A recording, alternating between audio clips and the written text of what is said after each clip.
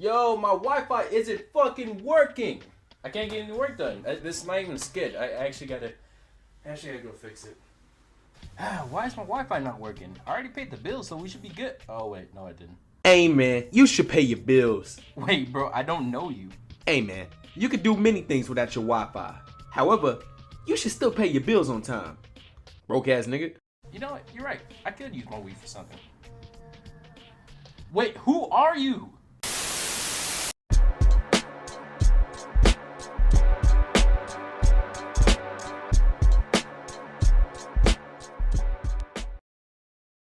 Yes sir, Timothy Reviews is back for another year. This is Timothy Reviews 2024. No long skit, guest appearances, nothing. We're just gonna get into this.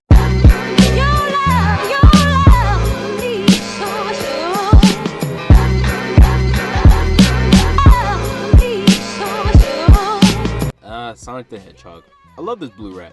However, back in the 2000s, it seemed like everybody hated Sonic. It started off nice with Sonic Adventure 2, the Advanced Trilogy, and arguably Sonic Heroes, but after that, we got Shadow the Hedgehog, then after that, we got Sonic 06, and then after that, we got Sonic in the Secret Rings. Sonic just couldn't keep the pace. I'd like to think the quote-unquote Dark Age ended with Unleashed, but that game still had mixed reception. Before the release of Sonic Colors, and Sonic Team delisting a good chunk of their older games, one last game was released in 2009, which was Sonic and the Black Knight. Development on Black Knight started immediately after production concluded on Secret Rings. Despite Sonic and the Secret Rings having mixed reception, it still sold pretty well. This game was led by Tetsu.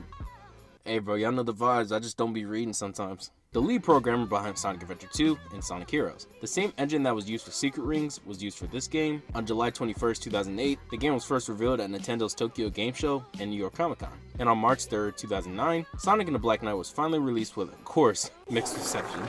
There's one word that really describes Sonic and the Black Knight, and that word is Gil. Yeah. No, nigga. It's actually a bit more of a guttural sound now that I think about it, so I'm glad you're gonna get the full meaning from this video. Sadly, this game did not review nor sell well as its predecessor. Do I think Sonic and the Black Knight deserved all its mixed reception back in 2009? At the time of recording, I still don't have a name for this video, so hopefully I didn't spoil my answer. Anyways, let's talk about the last game in the StoryBook series.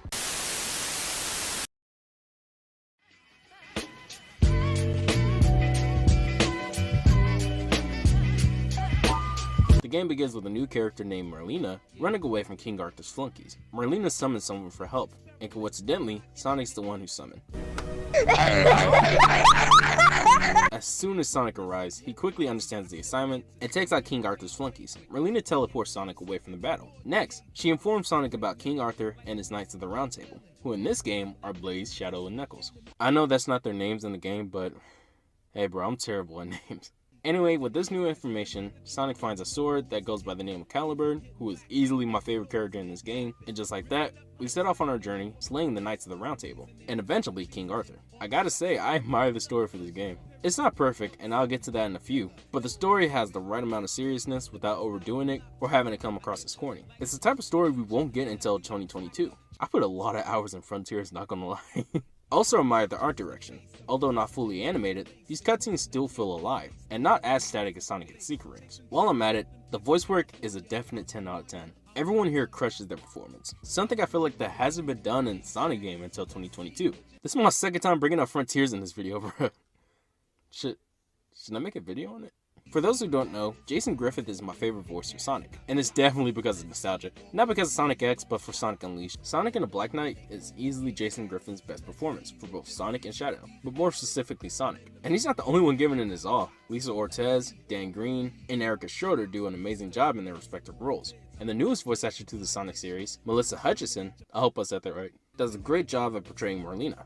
Every character is well written, and their encounters with Sonic were fun to experience. You know, set the part where Knuckles tried to kill himself, I didn't need to see that. Anyway, after taking down the Round Table, Sonic mixes with King Arthur for a second time for one last battle. King Arthur is defeated, and the game ends. But not really. After King Arthur's defeat, it turns out that Merlina was actually the villain all along. This is where the flaw of this otherwise great story takes place. Merlina's twist sorta comes out of nowhere. Like, I know it was hinted at earlier in the game, but it's only brought up once and never mentioned again until we're near the end of the game. This twist is flawed, but I still do think that this act of the story is great. We make it to Merlina, Sonic is beaten down, and when it seemed like Merlina's gonna finish off Sonic, Amy and everyone else, I don't feel like saying their names, bro. They all have Sonic to defeat Merlina, leading to Sonic turning to Excalibur Sonic. After Merlina's defeat, Sonic informs Merlina that people do die, and it's what you make of your life that counts. I gotta say, the theme for this game, while not perfect, is still a pretty good message overall. Oh yeah, and Sonic is King Arthur, because of course he is. Oh yeah, there's a special guest in this video, huh?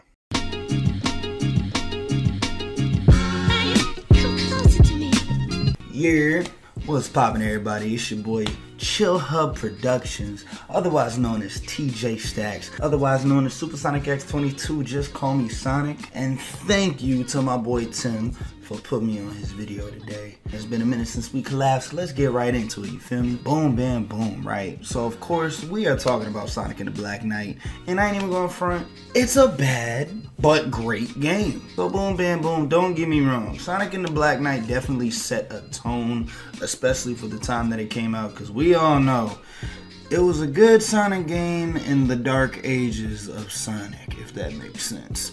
But it was good in a lot of various ways, while also being bad in a lot of various ways. But honestly, I'm not gonna lie, despite the wonky gameplay and whatnot, it was surprisingly very addicting. Don't know why it was so addicting, I just played it a lot. And honestly, I'll admit, the aesthetics and the beautiful stage design very much made it pretty replayable for me per se, because I'll be honest, I found a lot of fun in just literally running around the stage and looking at the various structures in each level, especially Camelot. And I'll be honest, despite the story being so short, it was a very engulfing storyline. The characters, the overall feel and the time period of the game really came together beautifully. And it very much was a great Sonic game. But the thing is, when you talk about Sonic and the Black Knight, you always need to go back to Sonic and the Secret Rings. The gameplay was oddly terrible, but enjoyable. But the kicker is, it's a great sequel to a bad game. Now, obviously, when we look at Sonic and the Secret Rings, there was a lot wrong with that game. A lot. There's no other easy way I can put that. But when we look at Sonic and the Black Knight, it was a very good step up. A lot of the things that was complained about in the Secret Rings was done better in the Black Knight. We're talking about aesthetics. We're talking about how, how the game progresses as you progress through the story. The boss fights were actually interesting. I'm not gonna say they were great, but they were interesting. Even as the story went on, when you played these boss fights, it always felt interesting, especially in my opinion. Shadow's boss fight was by far my favorite, even though the second version is still to this day regarded as one of the hardest Sonic boss fights in the entirety of the franchise. Like, Jesus Christ, why was he so hard? And obviously, as you progress through the game, eventually you're able to play as those characters, to which in my opinion, they were different characters, they were different playstyles. I'll be honest, any sane Sonic and the Black Knight player would always say Sonic has the best playstyle, but the others were enjoyable in their own right. Except for Percival. Percival just sucked. She was terrible. The only good thing she had was her Soul Surge, and even then, that was kind of bad. The StoryBook series really did its big one. It really did its big one. Because let's think about this. The characters were all very enjoyable to see in their various different ways. Once again, I said it before, Shadow became a showstopper in this game. That says something. And in my opinion, it is a great portrayal of Sonic in a different universe. While we all thought the concept of swinging a Wii remote like a sword was cool, they didn't do that good in implementing it. But did we still homing attack our way through that entire game and swing through hordes and hordes of enemies just to see Excalibur Sonic at the end of the game and do the same exact thing to the final boss? Yes. Yes, we did. I was one of those people, and I had a blast doing it. It was good in certain areas that made it addicting enough to play and finish, and even you had a little bit of replayability there due to the crafting system and just enjoying the vibe of each character and what they brought to the story. Personally, I want them to bring back the StoryBook series and just do it different. Let's get like a steampunk vibe or something like that, or hold up, no, let's get like a Total Recall vibe, or no, Star Wars wouldn't work. At this point in time, there's not much else to say about this game other than talk about the main thing that made this game stand out amongst, the other titles that came out around this time. Because if we remember correctly, this game came out at the very tail end of an era, and it still managed to cover a very big message, and in my opinion, it is by far one of the best portrayals of Sonic we've ever seen in his entire franchise, if not the best. And this isn't even a mainstay title. This is a spinoff. That's crazy. Hear me out. Hear my point here. Just hear what I'm about to say. This is arguably one of the best portrayals, if not the best portrayal we've seen of Sonic the Hedgehog ever. As we know, Sonic the Hedgehog is quite literally just a go-get-it-done type of person. He enjoys having fun, and he enjoys a good fight. It's quite literally who he is. The last thing he said in this game, which I'm paraphrasing here, but it is still one of the realest things that we've seen him say, but it sums up his character to a T, if you really think about it, is the world will end one day. And that sucks, but let's live it up until then. We can take that line and spin it however many ways we want to. But that is the essence of Sonic the Hedgehog as a whole. That's why we love Sonic. This game is literally Sonic's attitude and personality versus everyone and everything else in their ideals. He is literally combating this entire storybook and what it was built around with his own truths, his own ideals, his own thought process, his own personality, his own character. And he won at the end of the day. My point is, this Sonic game stands out not only for its message, but for its portrayal of Sonic and for how he was able to combat a whole universe, a whole telling of how things were back in the day and still allow his ideals to shine amongst everything else within that universe. And then go back to his own universe like nothing ever happened. This is why we love Sonic the Hedgehog. This is the essence of who he is.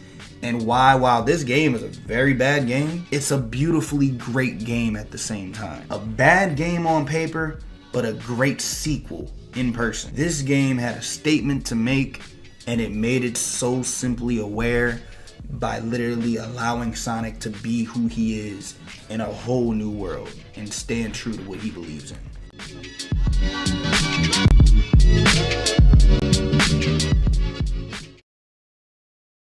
Alrighty, thank you, TJ.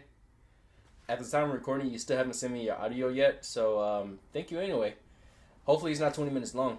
Hey bro, you got way more screen time than me. It's time to switch. Bro, we're the same person. Let's not do that. Oh shit! Finally. What's next? Oh yeah, intermission. Timothy Reviews will be right back after these messages.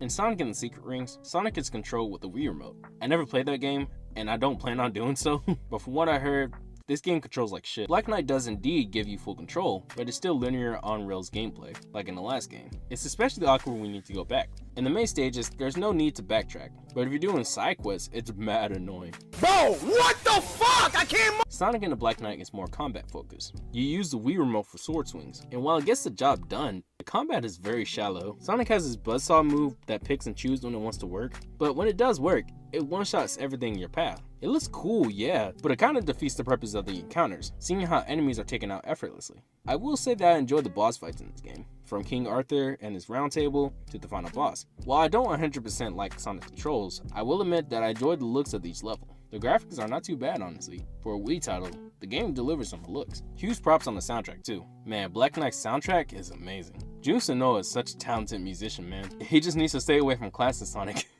He's not the only one here.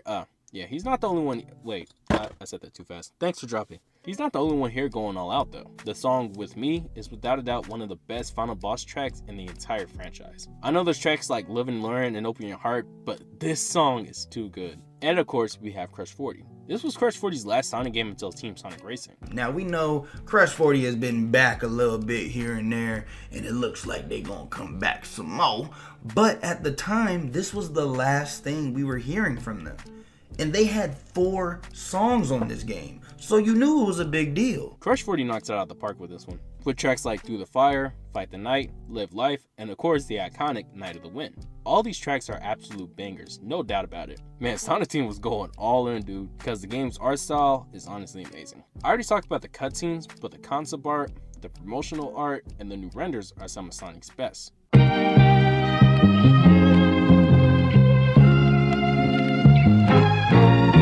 To all my new viewers, I know I'm all over the place, but you gotta lock in. You just gotta lock in.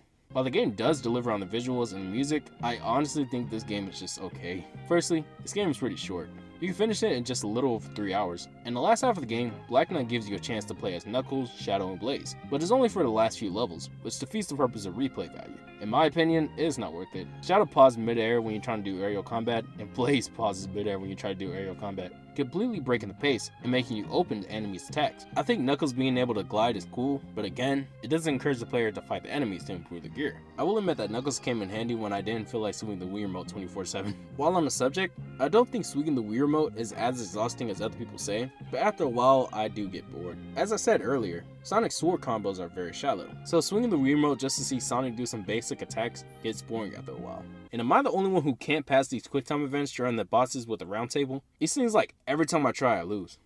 This game is short, y'all. I'm running out of things to say. A lot of y'all may be asking, what am I looking for in a game like this? A while back, I saw a Kingdom Hearts 3 mod. I forgot who the creator was, but this is pretty close to what I like to see with a concept like Black Knight. Use the same art style, the same type of writing, the same type of aesthetics, but more engaging combat. It doesn't have to be a carbon copy of Kingdom Hearts 3, but something close would be cool to play. There's nothing else for me to say, I'm just dragging this out.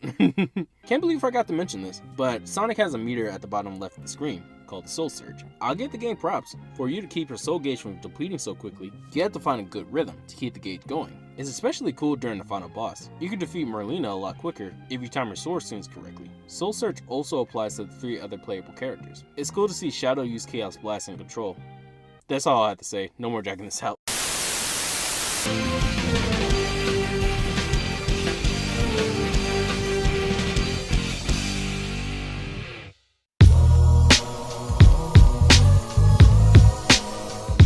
And honestly, it's as simple as saying, yo, this game is complicated. It's very complicated, but it's a very lovable experience. I'll play through Sonic and the Black Knight again, but I'll never get the same feel as that first time going through it. That first time going through it, seeing the cutscenes alone was beautiful.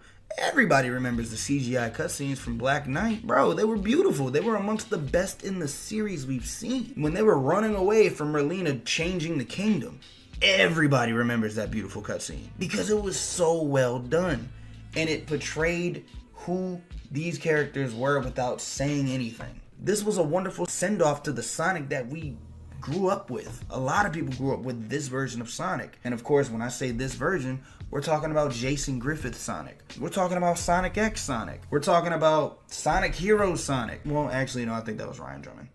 Yeah, that was Ryan Drummond. This was the last time we were really gonna see the young Sonic that we all really came to love, even though it was in a bad era, if you feel what I'm saying, because we all try to forget what Sonic 06 was, because Jesus Christ, that was bad. This game, I'll keep saying it, it had a statement. It made it, and it silently walked off, and it is now 2024, and we are now finally able to see what it was saying to us the entire time. Will you see me replay this game? Probably here and there. Will you see me say this game is trash? Yeah. But you will always, always, always see me say that this game definitely made a statement, and I love it for the statement that it made. And therefore, I'm so glad they went forward with making this trash-ass game. Tim, my man, I appreciate you for letting me grace your channel real quick to explain to these folks why Sonic and the Black Knight definitely deserves a little bit of attention. You feel me? And for all those other folks, my link to my channel will be in the description below. Come check me out. We be playing video games or whatnot. But other than that, I'ma holla at y'all. Appreciate you, Tim. Doses. Sonic and the Black Knight has the pieces to be something great, but a lot of these ideas don't fully feel fleshed out. Black Knight overall is just fine. The story, the art direction, and the soundtrack is stellar, but the swordplay, the level design, the short length, and the lack of replay value truly keep this game from being great in my opinion. I'd love to see Sonic Team try another attempt at this formula and perfect it. Do you know how fast I'd buy a Sonic JRPG? I know everyone has already said this, but honestly, if you want to check out the story for Black Knight, just go to YouTube and watch the cutscenes there. Listen to the soundtrack as well while you're at it. For what it's worth, Sonic and the Black Knight, while I'm pretty sure it's better than Secret Rings, it's still just an okay game at the end of the day.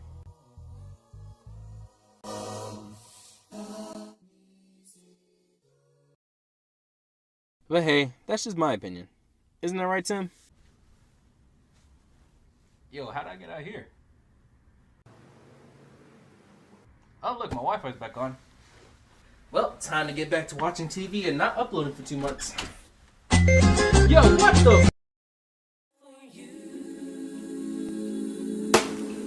You know what? I got a bone to pick with you actually. How come your most popular video on your channel just so happens to be a movie that nobody has watched? 15,000 views on The Prince of Egypt? Who the hell is watching that, man? Those are all bots, man. Nobody's falling for that, bro. Go ahead and get yourself some real viewers. 1K on your channel for 5 years. Nobody's falling for it, man. Everybody knows